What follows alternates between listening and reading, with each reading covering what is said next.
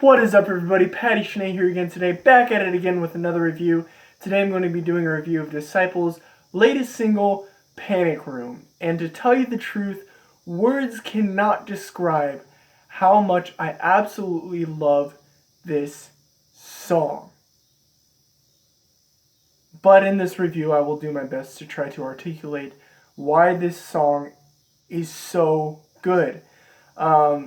Now, I've talked to Josiah Prince before, one of the members of Disciple. It was the first Disciple concert I ever went to, and he told me that this album was going to deal with a few more dark kind of thematic elements and lyrical elements. And we didn't really get much of that in Cuff the Criminal, which I'm not saying I was like disappointed, like, oh, it's not dark, because I'm not somebody who's like, oh, I love dark lyrics all the time, you know. But I do think that when bands, specifically Christian bands, delve into the real and raw kind of feelings that everyday people battle, it's a very strong subject matter for them to be tackling. And we definitely get that on this song. Man, this is a song that I think a lot of people can really relate to. I think the idea of the panic room, basically being a metaphor for anxiety, is something that's really amazing and that really sticks with me. When guilt kind of gets locked inside, the thoughts that you have in your mind that you aren't all too proud of kind of get locked inside. You kind of push them away, and then they end up becoming anxiety in our lives. And that's such a real truth that Disciple tackles on this song. So first off, the theme of this song is absolutely amazing. I love it. Now, to tell you the truth, it's not necessarily the most hopeful song.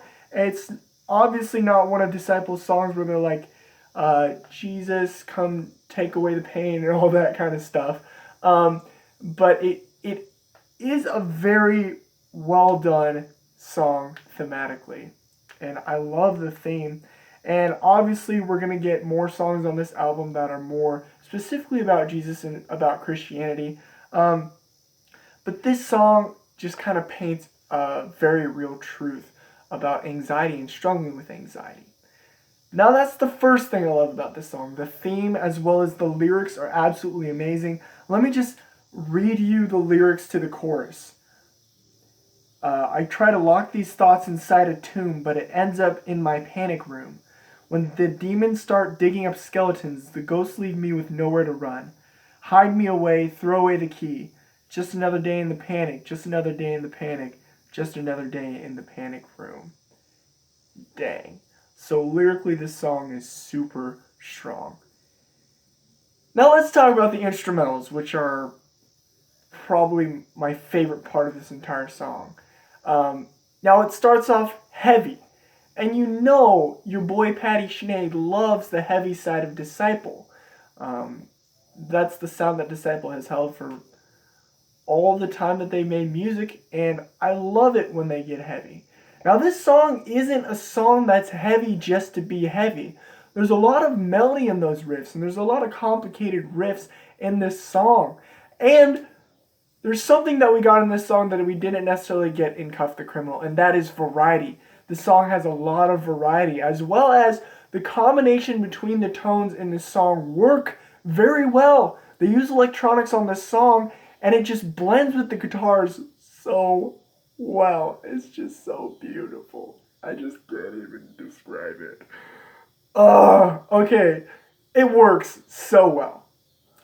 One other thing that the guitars and the instrumentals of this song highlight is the uniqueness of Kevin's vocals in this song. These are some of the most unique vocals from Kevin that I have ever heard. Now I know Kevin does not sing the chorus. Okay, I'm not. Don't think that I'm like, oh wow, his voice totally changed, sounds totally different, because it sounds totally different in the chorus. No, I know that's Andrew Schwab from Project 86, I believe. And he does a fantastic job as well. Don't get me wrong, he does a fantastic job, and I think his voice works very well for that part of the song. No, but what I'm talking about is Kevin's vocals in the verse. It's a very like like anxious kind of vocal sound that's very unique. It's something I haven't heard from Kevin. Like it's very fresh and new, and that's a lot of what this song is. It's very fresh and new. It's still heavy. It still retains that Disciple sound, but it's very original. It's so original. I can't even get over how original it is. I was listening to it, I was just like, wow, like this is so awesome. Um, I'm sorry, I'm geeking out. It does sound kind of like regime change. I always mess up that word. Kind of reminded me of that kind of style. This song kind of reminds me of a little bit of a Scars Remain kind of era. I know that album was a little bit more dark. I mean, dark for Disciple, you know. Gosh, it's so good.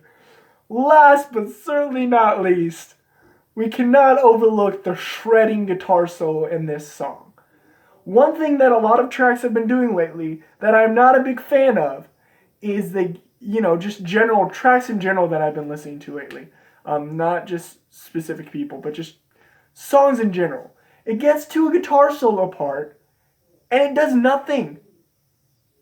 But this song does not do that at all. It goes crazy with the guitar solo. Insane. I absolutely love it. Oh, right when the guitar solo started, I was like, what? And then it just kept going. It's a long one. It's a long solo. And it's a shredderific solo. It's not like a First Love solo, which First Love solo is it's hard to play. It's a fast solo. It's technically complicated, but it's not like that. It's still a good solo, and it's still technically complicated, but it's more of like a shredderific solo. It's more of like a showing off kind of solo. And you got to give props to Andrew Stanton, although he's technically not with the band anymore. He did writing on this album, and I just got to give props to him for helping that guitar work all come together. I don't think it was all just him. It might have been him just writing that solo, but I think these past two albums he's contributed a lot to the guitar work being amazing on these albums. Oh, man. Now, that guitar solo kind of brings me into a little bit of my one little critique of the song. Right before the guitar solo, when it kind of breaks down after the chorus, the second chorus, and it fades out, and then it just... that's kind of an awkward transition, just a little bit. When I first heard it, I was like, whoa, like, is that a glitch? Like, was I listening to that right? But yes, it is right. And I was kind of like, this is kind of weird. But as I've been listening to it, I think it kind of works. Because the song is very, like, I don't want to say chaotic, because I use that adjective a lot when I describe songs, but it kind of is. It's kind of a chaotic kind of sounding song. And that guitar solo just punches you out of nowhere. And it's awesome, and it works well, but the transition isn't all that great. I feel like maybe if you would have given a little more breathing time after that second chorus, just a little bit more, because I thought it was going to kind of fade out and then punch, but it just kind of didn't give me quite enough time to fade and then punch. It just, boom, which is kind of cool. It like hits you out of nowhere, but it is a little weird. You kind of got to get used to it when you're first listening to it. But the fact that it has a shredding guitar solo afterwards just kind of makes me not care about it. Just kind of makes me overlook it, because the rest of the song is completely amazing. If you listen to the song and you don't like it, like, I don't know. Also, another thing, I'm kind of getting some Avenged Sevenfold vibes on this. It's very, like, creepy-ish sounding. Like, I don't know, but it's dope. Okay. Now I'm going to do something that I've never done before, and that is, when I rate this album, I'm going to give it a 10 out of 10. That might just be me fanboying.